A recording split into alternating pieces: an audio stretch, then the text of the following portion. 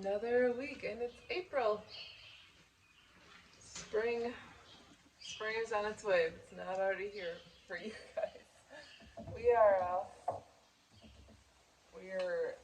Mother Nature is giving us a little bit of winter still. But I hope you're having a great Monday morning, great Monday, because this usually doesn't ever get uploaded in the morning. Anyways, hope you're having a great Monday. I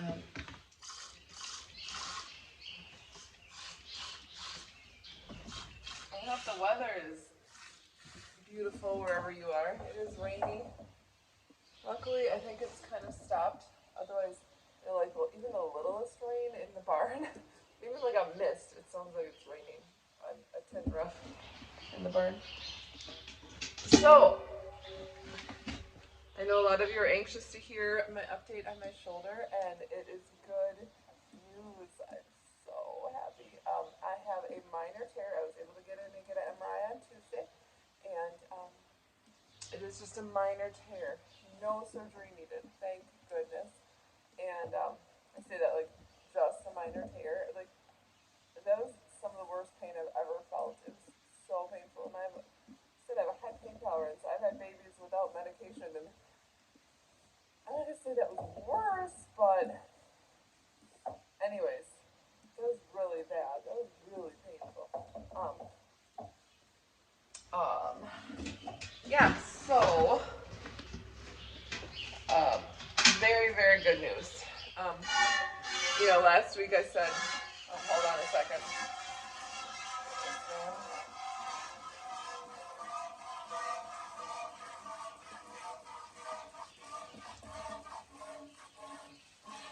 So last week I said the best news would be if they said, you're just a wuss, it's not that bad. Well, not really, but yeah, that's kind of what happened. I mean, they never said I was a wuss. In fact, the surgeon said, I've had this twice, and he was very understanding, this is so painful. But yes, so last week was difficult, just doing anything. Milking was so hard. I got it done, but it was really painful some days. Luckily I was able to get the pain management under control for sleeping. That's the worst. If you've ever had a shoulder injury, it's sitting, it's sleeping, laying down. That's when it hurts the worst. But then come Friday, Saturday, Sunday, I was feeling really good. Friday, I was feeling so good. My shoulder it still is hurting, but so much better. And unfortunately, I kind of took it a little, by like 4 o'clock, I was like, oh no, I did a little too much. I got a little sore. But I could definitely tell a big difference this weekend. Yesterday, I'm just taking the one pain medicine at night and a muscle relaxer just so I know I can get a good sleep. And then like once Tylenol during the day. That's it. I'm feeling so much better. My range of motion is much better. I still have certain things that I can't move my arm, can't do. I'm supposed to have physical therapy the first time next Monday, which I feel like I don't even know if I'm going to need it by then. I joke that I'm saying I'm going to have the fastest recovery ever because I can't afford to be down and out. I can't. I'm going to have the fastest recovery ever. Well, geez, I'm doing pretty good. I think so. I feel like I'm doing really good. I hate wearing the sling. So I don't really wear it when I'm home. I'll wear it when I'm out and about. Because I'm more likely to kind of forget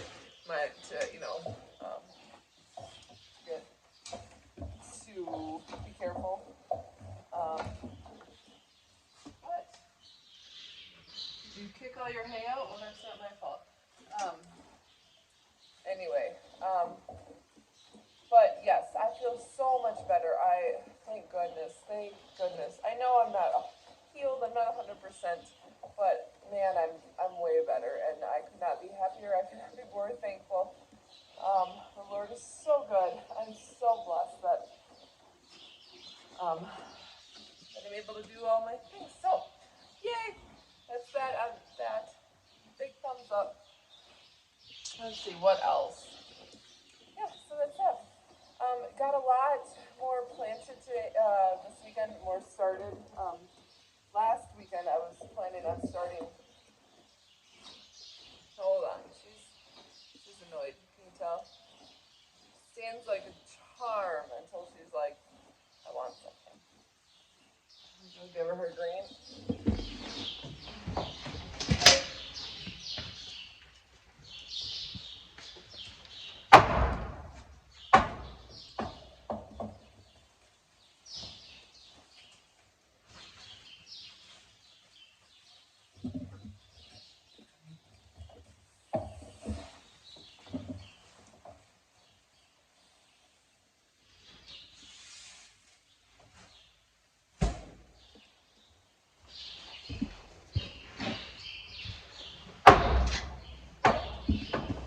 Okay. Ooh. That'd be cool to fall backwards on video. So anyways, yeah, last weekend I had it planned out to start my broccoli, cabbage, cauliflower, Brussels sprouts, those things. But of course, that was not happening. I was in really too much pain to even think about starting the seeds. So I finally got to it this weekend. Still plenty of time. We live in a climate where we don't have our last frost until like the end of May. So I see people like they have tomato plants like this big and pepper plants. You got plenty of time in my area. Dude, we got plenty of time. We got weeks yet before those things can go in the garden. And every year I see it.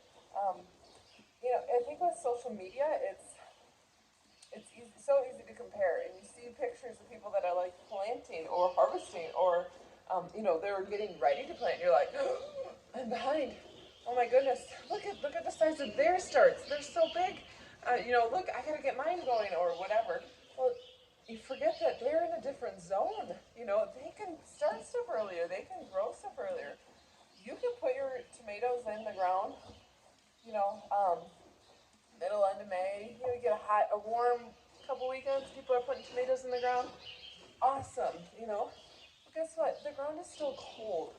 They're not gonna grow any faster than the ones that I wait, or that when I should say I know what I'm doing, right? Like I know how to do it correctly. That's not what I mean. I'm just saying that I always wait until past the last chance of frost, and we get tomatoes at the same time. Well, that's because they're not ready. The ground is not ready for them. They're not going to grow when it's cold. Certain things, obviously. And some people have they're growing in green or hoop houses. They're growing under plastic, and that's different. But anyways, so yeah, I see people with their broccoli, cabbage is already this big, literally just planted, and I'm totally fine. I looked at my seed packet. So this year I have a different way of recording when I'm starting and stuff because I'm doing this small CSA. I'm keeping very, very close track for my future reference. But last year I wrote on the back of the seed pack, and yeah, I reuse seeds year after year after year. They don't go bad. And I started broccoli, the brassicas, April 12th last year, and it is April 4th today. My sister's birthday. Happy birthday. But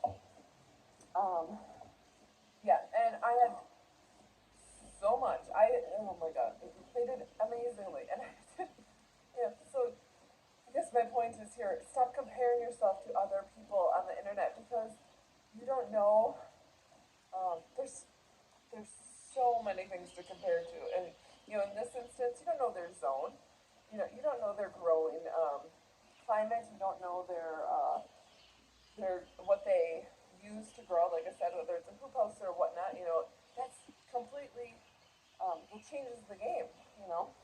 And this is the time of year. I see it every year. I have been homesteading um, for 12 years, 12 years-ish.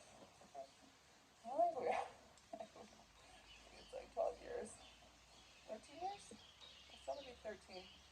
Folders. Anyways, um, and I see it all the time. This is the time of year where there's baby calves, there's baby chicks, there's baby ducks, there's baby goats, there's baby everything, and people are starting. We're getting out of the winter yuck, and everyone's got a new vigor and new like zest, and they're like, yes, I'm gonna do this homesteading thing, and I'm gonna do it all right now. I'm gonna get goats. I'm gonna milk my own cow. I'm gonna get chickens, and I'm gonna start a garden, and I want it all now. Well, that's part of our society's problem. We want everything now.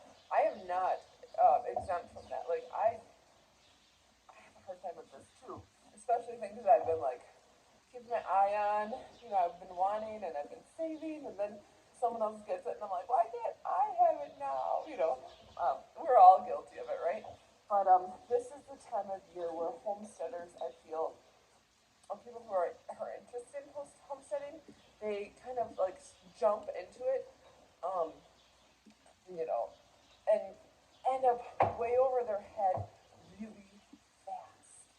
And that's not what I want to see. That makes me sad because this is such a great gift, such an amazing life to live. But if you do too much too fast, you get burnt out so easily.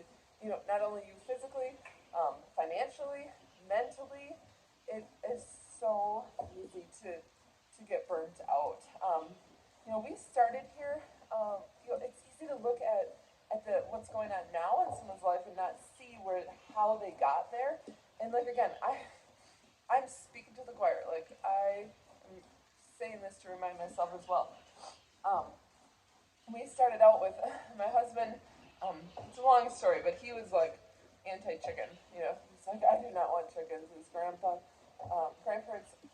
worked on a hatchery, and when his grandpa passed away very unexpectedly many, many years ago, they had to butcher 500 chickens in a weekend, and it just left a really bad scar on his heart, and he was like, I do not want chickens. Well, I finally convinced him to get chickens, and then the rest is history. But we started with chickens. That's it. Laying hens. We've always had horses, but that's not a homestead thing. They just eat money. They give us pleasure, and that's it. But and I did garden. But I grew up in a gardening family. Even the house we rented, I gardened there. But it was small, not like what I do now. And and we started with chickens for years. That's all we had was chickens. We got eggs. We eventually got meat chickens and did that. Again, my husband and his dad are butchers. They knew how to do all that, so that was easy for us to transition to. And mainly, I started in the kitchen. In the gardening was where I really put my effort in. Gardening and preserving, and learning how to cook fresh homemade meals. I use regular flour. I use store-bought milk and butter. I use regular white sugar.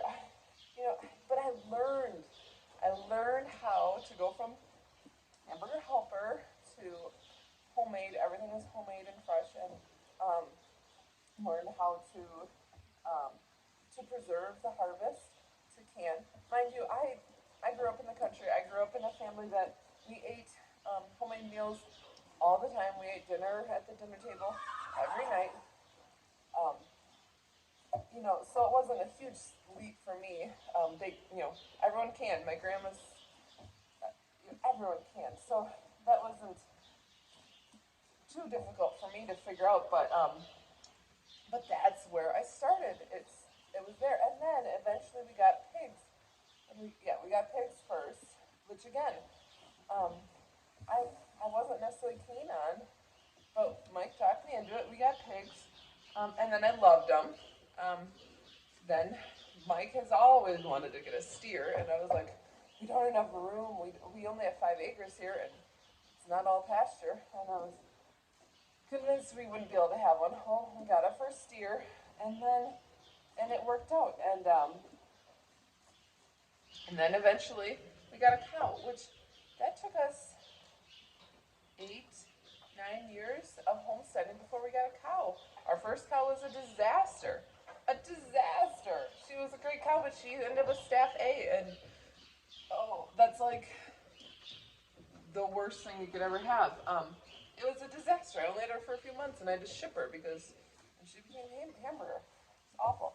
You know, um, so my point is that don't look at someone's now and think that you need to have it all now, because especially when you have, when you're growing your homestead and growing your family, which again, we did too. We've had 2 children while we um, were homesteading, so there's periods of having babies and, um, life too. Life happens. Like, life doesn't stop just because you want to homestead. Heck, we had a tornado and lost the barn. That was a big deal. We had a drought and our well dried up. That was a big deal. We had our septic failed. I had to put a new septic. That was a big deal. And if I had been doing everything, milking a cow and grinding my own grain and all that at those times, I don't know how I got through it as it is. I would have really struggled. So my point is, I think I've said that enough. Anyways, just grow at a pace that's good for you, that's comfortable for you. I know in this day and age, in this world, we're all like, oh my goodness, this is awful, and I need to, have food security, and things aren't getting better, and I'm with you. But you can't. You're one person, one family, and you can't do everything at once. You can't put that on yourself. You have to learn to grow so at a pace that works for you, because you don't want to get burned out, and you don't want to, stop and regret what you're doing. You're gonna enjoy it so much more if you just take time. Take the time, learn. This is a lifestyle of learning. If you are not willing to learn, well, good luck. I learn things new every day. I swear. You have to be open and willing to learn. And to take the time to learn before you leap is a big deal. When you, just learning, like, when to get chicks. When to plant, start seedlings. How to take care of the said animal that you want. Learning all that, doing all the research before you jump head first, it's a lot easier than having the animal or the seeds ready, the plants ready to plant. They need to go on the ground, but you still have snow on the ground. They can't go in. It's easier to learn beforehand than necessarily learn while doing. Again, lots of learning while doing. There's plenty of learning while doing, so you won't miss out on that. But getting a good start is, before you make the leap, is so incredibly important. That being said, there's so much that you can do, even if you don't live on a homestead. Like I said, learning how to preserve, canning, and dehydrating, freezing. You can learn that anywhere. You can learn that anywhere. You can go to the farmer's market, do a CSA, do a raised bed or porch garden or something like that with it. Just a few things. If you really love tomato stuff, plant tomatoes. Do that. And start small and get your bearings, get an idea, and then go from there. So I just encourage people that are seeing, this is what happens every spring. So it's not just 2022, this happens every single spring. In fact, I made a post 2 years ago, maybe? Yeah, I think it was. Like, why not to buy chickens? Like, because everyone sees the chicks at the tractor store, and they're like, yay, chicks, I'm gonna have chicks. And then they think they're weeks away from fresh eggs, and they realize, oh, what? It's been months. Well, yeah, it takes months for chicks to start laying eggs, and it's a lot of feed involved there, and a lot of care. Anyways, so yeah, this is just something that happens every year, and every year I'm like, oh, and I'm sure it'll continue happening. You know, just encourage those who feel like they want to do it all but don't know how to do it all. That you can't do it all. You can't do it all. It's impossible to do it all, and you need to grow at your own pace. You know, comparing yourself to your friend or your